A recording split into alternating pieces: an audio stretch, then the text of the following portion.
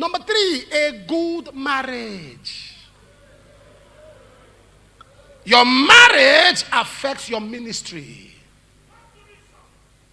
In God's organogram, it is ministry before marriage, not marriage before ministry. Sir, it is better for ministry to close than for marriage to fail. The mistake of many people is that their marriage is suffering at the expense of their ministry. The Lord told me clearly, he says, son, in my sight, it's not ministry first, it's marriage first. So even if your ministry is doing well, they approve it because your wife or your spouse is your first assignment. Your wife is your first member. So you must guard your home. To show the interest of God in marriage, the first miracle that was performed in a wedding. Men, hear me. Women, hear me. Are there married women here? Raise your hands. Okay, put it down. I want to tell all of you something. But don't tell your husband. Let me tell all of you something. You know, some of you married women are expecting your husband. Please, if you're a married man near your wife, cover your ears. I want to tell your wife something. You may not put your hand, but just deaden your mind. Let me tell you, married women, something. Because you're expecting your husband to be perfect, to be a great man, to always know how to do the right thing. Let me tell you something you don't know. Before you came as a woman, men were living with animals in the garden.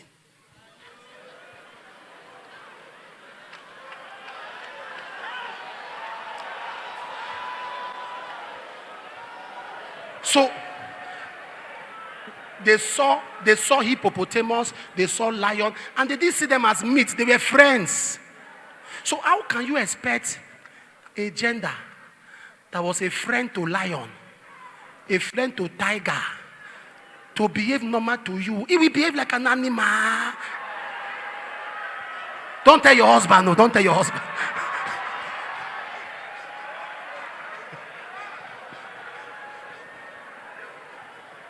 Don't blame us.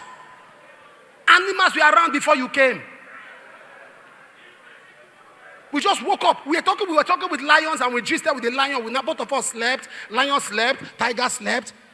We woke up and discovered we had pain on our ribs. What happened? So they took something. While we tried to turn to check the rib, we saw somebody lying down. They said, that's a woman. We said, welcome.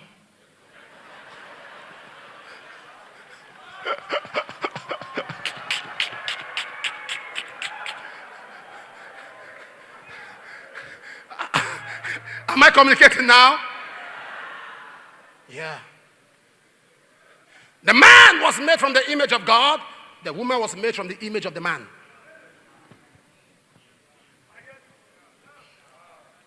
God brought her out.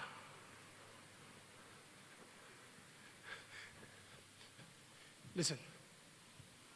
Some women are complaining. Husband doesn't have time for me.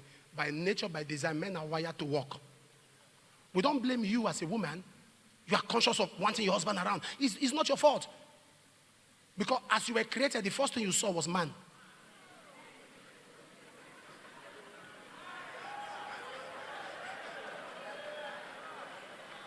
You want your husband around, that's who you are.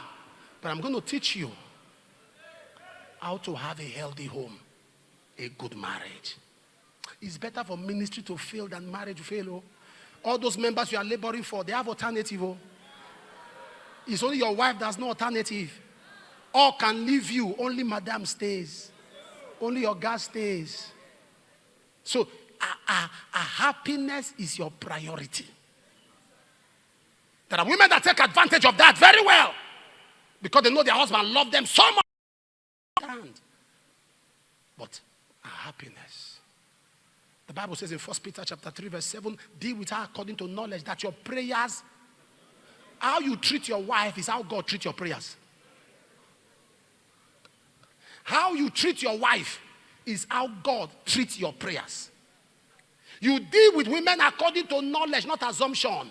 She is not happy, ask her. Be in the know of why she's not happy. Be in the know. Be in the know. And for you to be in the know, you must create an atmosphere, an environment where your wife can talk freely without being tensed. There are women that have things to say, but they can't talk. They open their mouth, the man's face alone. How can you be asking a woman, are you okay, with a frown face? Are you okay? Are you sure?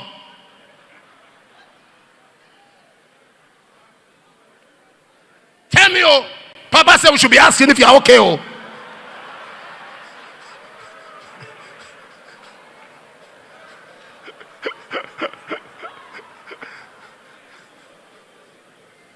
A conducive atmosphere.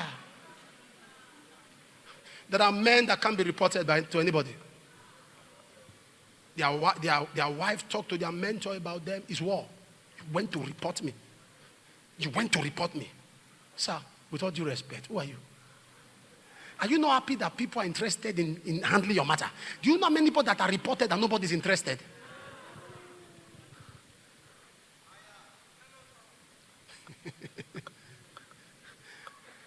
Oh, you think everybody has energy on certain matters? A preacher was saying something, and he's my friend. I like him. He was saying something. I'm not against him.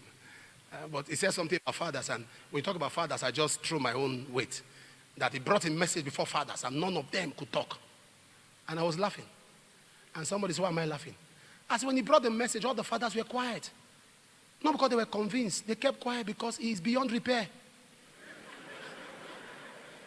He's condemned beyond repair. Instead of him to be crying.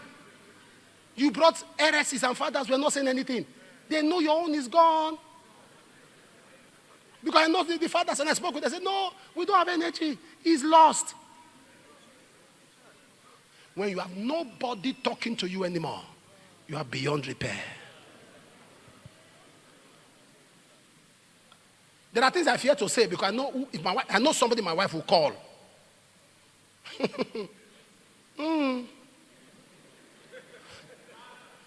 When she called, make that call. I've told you the story of how I was traveling. I was fasting. I was tired. Finished a service on Sunday. I was tired. And I was traveling out of the country. My wife said, stay at home. Don't go. I said, I'm tired. I said, do you have to go? I said, the work of God, the work of God. They have printed ambies and printed posters. So I was rushing to Benin. She didn't see anything. I saw my phone. I told them, I said, tell the convoy to stop. Turn back, turn back, turn back. And I pick up. I said, hello, Daddy, sir. Daddy, don't say anything. Don't say anything. I've turned back.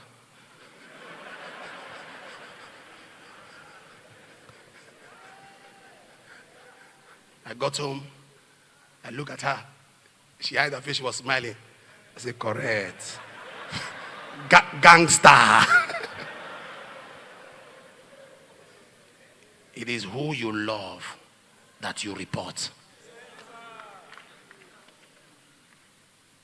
Who can talk to you. Are you following what I'm talking about? One day I was angry over one of my children. There was something I wanted the child to do. The child said, Daddy, this thing you are saying I should do is not what I want to do. I said, no, I'm your father. You must do what I want to. It's okay, sir. The next thing, my phone was ringing. I told my wife, I said, now we're done. Oh. He said, Apostle. I said, no. Whatever she wants, she gets. Anything she wants to do. He said, let her do what she wants to do. I said, it's done, sir. And what really happened? Notice, sir. It's done. You should be accountable. You should be accountable. You should be accountable. You should be accountable. Am I talking to somebody here? Yeah.